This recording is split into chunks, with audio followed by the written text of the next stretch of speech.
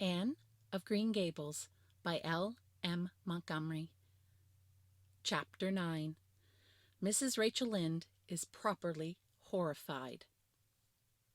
Anne had been a fortnight at Green Gables before Mrs. Lynde arrived to inspect her. Mrs. Rachel, to do her justice, was not to blame for this. A severe and unseasonable attack of her gripe had confined the good lady to her house ever since the occasion of her last visit to Green Gables. Mrs. Rachel was not often sick and had a well-defined contempt for people who were.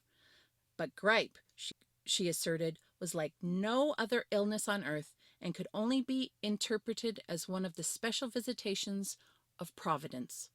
As soon as her doctor allowed her to put her foot out of doors, she hurried up to Green Gables, bursting with curiosity to see Matthew and Marilla's orphan, concerning whom all sorts of stories and suspicions had gone abroad in Avonlea. Anne had made good use of every waking moment of that fortnight. Already she was acquainted with every tree and shrub about the place. She had discovered that a lane opened out below the apple orchard and ran up through a belt of woodland. She had explored it to its furthest end in all its delightful vagaries of brook and bridge, fir coppice and wild cherry arch, corners thick with fern, and branching byways of maple and mountain ash. She had made friends with the spring down in the hollow, that wonderful, deep, clear, icy spring. It was set about with smooth red sandstones, and rimmed in by great palm-like clumps of water fern, and beyond it was a log bridge over the brook. That bridge led Anne's dancing feet up over a wooded hill beyond, where a perpetual twilight reigned up under the straight, thick-growing firs and spruces. The only flowers there were myriads of delicate June bells, those shyest and sweetest of woodland blooms, and a few pale, aerial starflowers, like the spirits of last year's blossoms. Gossamers glimmered like threads of silver among the trees, and the fir boughs and tassels seemed to utter friendly speech. All these raptured voyages of exploration were made in the odd half-hours which she was allowed for play, and Anne talked Matthew and Marilla half-deaf over her discoveries. Not that Matthew complained, to be sure. He listened to it all with a wordless smile of enjoyment on his face. Marilla permitted the chatter until she found herself becoming too interested in it, whereupon she always promptly quenched Anne by a curt command to hold her tongue. Anne was out in the orchard when Mrs. Rachel came, wandering at her own sweet will through the lush, tremulous grasses splashed with ruddy evening sunshine, so that good lady had an excellent chance to talk her illnesses fully over, describing every ache and pulse beat with such evident enjoyment that Marilla thought even gripe must bring its compensations. When details were exhausted, Mrs. Rachel introduced the real reason of her call. "I've been hearing some surprising things about you and Matthew." "I don't suppose you're any more surprised than I am myself," said Marilla. "I'm getting over my surprise now." "It was too bad there was such a mistake," said Mrs. Rachel sympathetically. "Couldn't you have sent her back?" "I suppose we could, but we decided not to. Matthew took a fancy to her, and I must say I like her myself, although I admit she has her faults. The house seems a different place already. She's a real bright little thing." Marilla said more than she had intended to say when she began, for she read disapproval on Mrs. Rachel's expression. "It's a great responsibility you've taken on yourself," said the lady gloomily, "especially when you've never had any experience with children. You don't know much about her, or her real disposition. I suppose there's no guessing how a child like that will turn out. Don't want to discourage you, I'm sure, Marilla." "I'm not feeling discouraged," was Marilla's dry response. "When I make up my mind to do a thing, it stays made up. I suppose you'd like to see Anne. I'll call her in." Anne came running in presently, her face sparkling with the delight of her orchard rovings, but abashed at finding the delight herself in the unexpected presence of a stranger, she halted confusedly inside the door. She certainly was an odd-looking little creature in the short, tight, wincey dress she had worn from the asylum, below which her thin legs seemed ungracefully long. Her freckles were more numerous and obtrusive than ever. The wind had ruffled her hatless hair into over-brilliant disorder. It had never looked redder than at that moment. "Well, they didn't pick you for your looks, that's for sure and certain," was Mrs. Rachel Lynde's emphatic comment.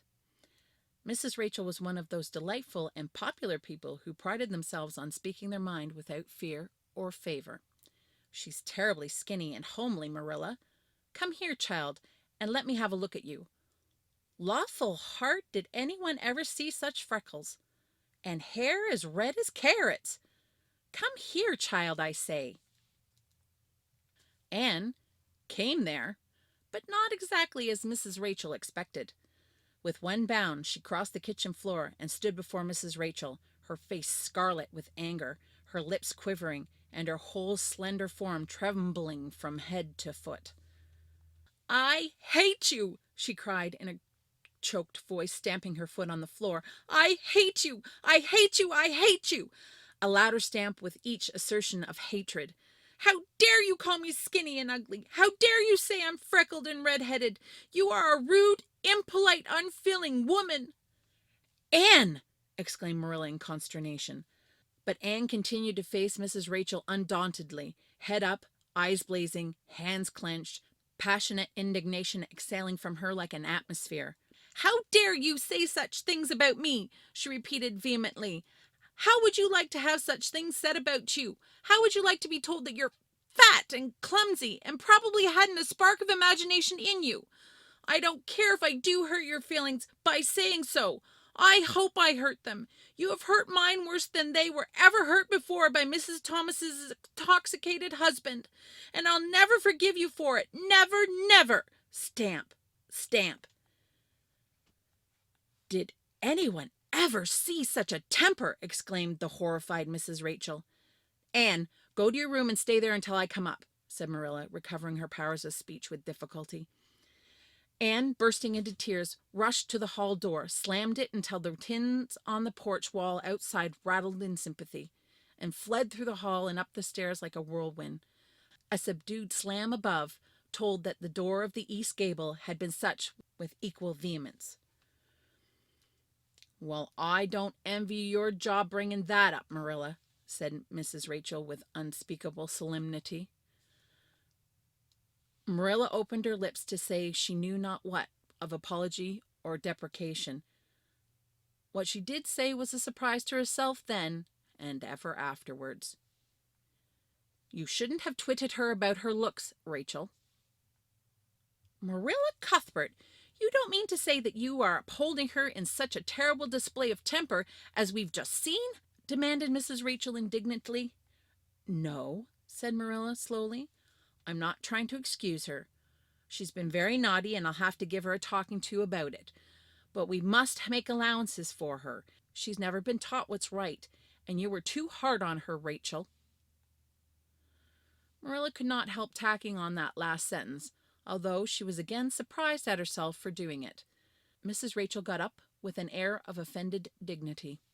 "Well, I see that I'll have to be very careful what I say after this, Marilla, since the fine feelings of orphans brought from goodness knows where have to be considered before anything else. Oh, no, I'm not vexed. Don't worry yourself. I'm too sorry for you to leave any room for anger in my mind. You'll have your own troubles with that child. But if you'll take my advice, which I suppose you won't do, although I've brought up 10 children and buried 2, you'll do that talking to you mentioned with a fair-sized birch switch. I should think that would be the most effective language for that kind of child. Her temper matches her hair, I guess. Well, good evening, Marilla. I hope you'll come down to see me often as usual, but you can't expect me to visit here again in a hurry if I'm liable to be flown at and insulted in such a fashion. It's something new in my experience." Whereat Mrs. Rachel swept out and away, if a fat woman who always waddled could be said to sweep away, and Marilla, with a very solemn face, betook herself to the east gable. On the way upstairs she pondered uneasily as to what she ought to do. She felt no little dismay over the scene that had just been enacted. How unfortunate that Anne should have displayed such a temper before Mrs. Rachel Lynde, of all people. Then Marilla suddenly became aware an uncomfortable and rebuking consciousness that she felt more humiliation over this than sorrow over the discovery of such a serious defect in Anne's disposition. How was she to punish her? The amiable suggestion of the birch switch to the efficiency of which all of Mrs. Rachel's own children could have borne smarting testimony, did not appeal to Marilla. She did not believe she could whip a child. No, some other method of punishment must be found to bring Anne to proper realization of the enormity of her offense. Marilla found Anne face down on her bed, crying bitterly, quite oblivious of muddy boots on a clean counterpane. "Anne," she said, not ungently. No answer. "Anne," with greater severity, "get off the bed this minute and listen to what I have to say to you." Anne squirmed off the bed and sat rigidly on a chair beside it, her face swollen and tear-stained, and her eyes fixed stubbornly on the floor. "This is a nice way for you to behave, Anne. Aren't you ashamed of yourself?" "She hadn't any right to call me ugly and red-headed," retorted Anne, evasive and defiant. "You hadn't any right to fly into such a fury and to talk the way you did to her, Anne. I was ashamed of you, thoroughly ashamed of you. I wanted you to behave nicely to Mrs. Lynde, and instead of that, you have disgraced me. I sure don't know why you should lose your temper like that, just because Mrs. Lynde said you were red-headed and homely. You said it yourself often enough." "Oh, but there's such a difference between saying a thing yourself and hearing other people say it," wailed Anne. "You may know a thing is so, but you can't help hoping other people don't quite think it is. I suppose you think I have an awful temper, but I couldn't help it. When she said those things, something just rose up in me and choked me. I had to fly at her." "Well, you made a fine exhibition of yourself, I must say. Mrs. Lynde will have a nice story to tell about you everywhere, and she'll tell it, too. It was a dreadful thing for you to lose your temper like that, Anne. Just imagine how you would feel if somebody told you to your face that you were skinny and ugly," pleaded Anne tearfully. An old remembrance suddenly rose up before Marilla. She had been a very small child when she had heard one aunt say of her to another, "What a pity she is such a dark, homely little thing." Marilla was every day of 50 before the sting had gone out of that memory.